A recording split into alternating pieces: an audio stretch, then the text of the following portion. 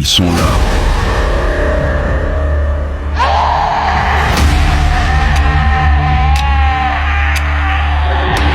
Enfermés depuis des siècles derrière une barrière gigantesque. Chaque jour, ils creusent. Chaque jour, ils tentent de briser leur prison. Mais Allah les retient. Jusqu'au jour où il décidera. Ce jour-là, des millions et des millions d'hommes déferleront sur la terre comme une vague incontrôlable pour anéantir, détruire et semer le chaos. Mes frères, mes sœurs, aujourd'hui je vais vous raconter l'histoire de Yajouj et Majouj, ces peuples redoutables évoqués dans le Coran et la Sunna. Yajouj et Majouj sont des êtres humains, descendants d'Adam alayhi salam, mais leur force et leur nombre les rendent extrêmement dangereux.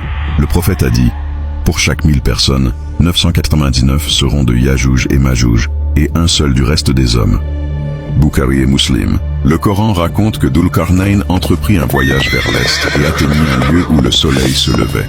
Plus loin, il atteignit le lieu entre deux montagnes et y trouva un peuple qui avait du mal à comprendre sa langue. Jusqu'à ce que, atteignant la gorge entre les deux montagnes, il trouva derrière elle un peuple qui n'entendait aucun langage.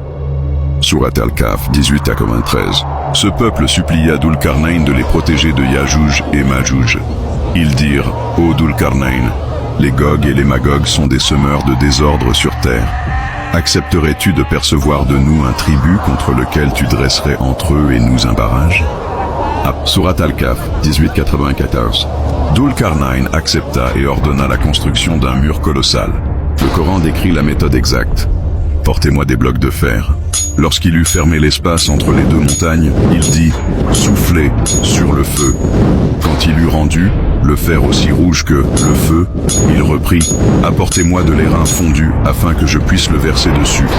Surat Al-Kahf 18-96.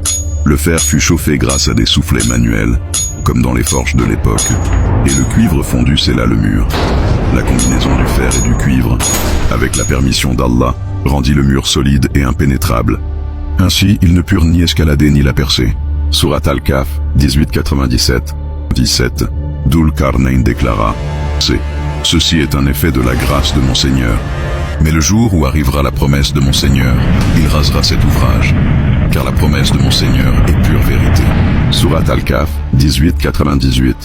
Chaque jour, Yajouj et Majouj tentent de creuser le mur. Chaque nuit, Allah le maintient intact.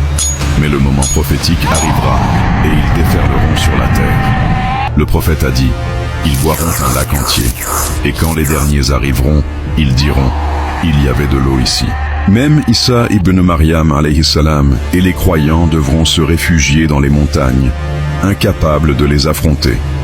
Allah interviendra, des vers attaqueront leur nuque, et ils mourront tous en une seule nuit.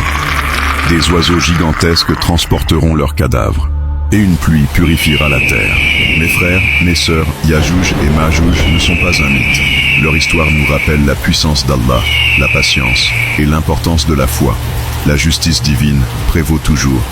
Si vous voulez découvrir plus d'histoires prophétiques et de signes de la fin des temps, abonnez-vous, likez et commentez pour rester connectés.